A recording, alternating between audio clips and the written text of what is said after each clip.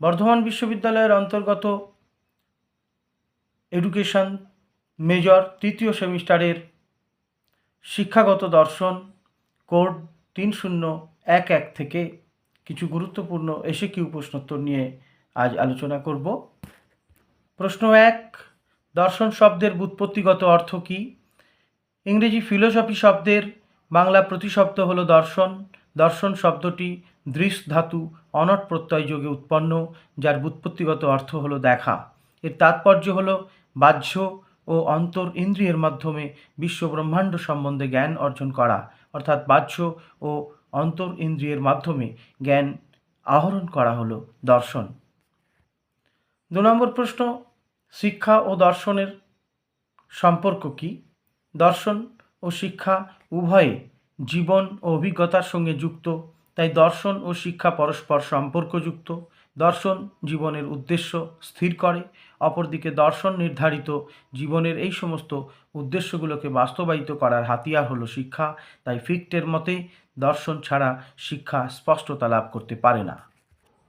3 নম্বর প্রশ্ন, ভাববাদ কাকে বলে? যে মতবাদে বিশ্বাস করা হয় জীবজগৎ সহ বিশ্ব ব্রহ্মাণ্ড হল এক ভাবমূলক আধ্যাত্মিক সত্তার অংশ। এই জগতের অধীশ্বর হলেন এক সর্বজনীন সত্তা।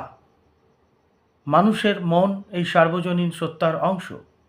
প্রকৃত শিক্ষা মানুষকে সে যে এক সর্বজনীন মনের অংশ তা উপলব্ধি করতে সাহায্য করে। এই মতবাদকে ভাববাদ বলে।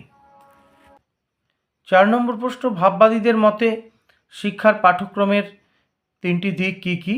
ভাববাদীদের মতে শিক্ষার পাঠ্যক্রমের 3টি দিক হলো বৌদ্ধিক, নৈতিক এবং নান্দনিক। তাদের মতে শিক্ষার্থীদের জন্য এমন পাঠ্যক্রম হবে যেন তাদের এই 3 প্রকার চাহিদার পরিতৃপ্তি ঘটে। 5 নম্বর প্রশ্ন, ভাববাদ অনুসারে শিক্ষার লক্ষ্য কী? ভাববাদ অনুসারে শিক্ষার লক্ষ্য হলো শিক্ষার্থীর আত্ম উপলব্ধি ঘটানো। এই আত্ম উপলব্ধির দ্বারা শিক্ষার্থী যে এক বিরাট ভাবসত্তার অংশ সে সম্পর্কে তার মধ্যে সচেতনতা গড়ে ওঠে। 6 নম্বর প্রশ্ন, প্রকৃতিবাদ কী? ভাববাদী দর্শনের বিরোধী হলো প্রকৃতিবাদী দর্শন। প্রকৃতিবাদ বিশ্বাস করে যে বিশ্ব ও তার সমস্ত ঘটনা প্রাকৃতিক কারণ দ্বারা পরিচালিত হয় এবং অতি প্রাকৃত বা দৈবীয় কোনো শক্তির ভূমিকা নেই। প্রকৃতিবাদ বিজ্ঞানের ভিত্তির উপর দাঁড়িয়ে বাস্তবতা ব্যাখ্যা করার চেষ্টা করে। 7 নম্বর প্রশ্ন, প্রয়োগবাদ কী? যে মতবাদ বিশ্বাস করে যে কোনো ধারণা, বিশ্বাস বা তত্ত্বের সত্যতা নির্ভর করে তার ব্যবহারিক ফলাফলের ওপর। এই মতবাদ অনুসারে মানুষ নিজেই নিজের জীবনাদর্শ বা মূল্যবোধ গড়ে তোলে। মানুষই একমাত্র সত্যের স্রষ্টা। 8 নম্বর প্রশ্ন, রুশোর একটি রাজনৈতিক চিন্তামূলক গ্রন্থের নাম লেখো।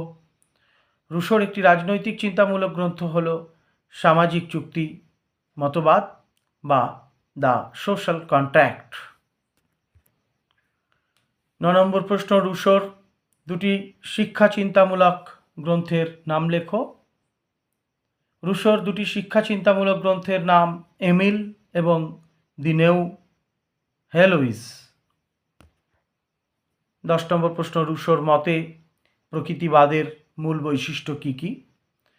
প্রকৃতিবাদের মূল বৈশিষ্ট্যগুলি হল স্বাধীনতা, বিকাশ, আগ্রহ ও সক্রিয়তা।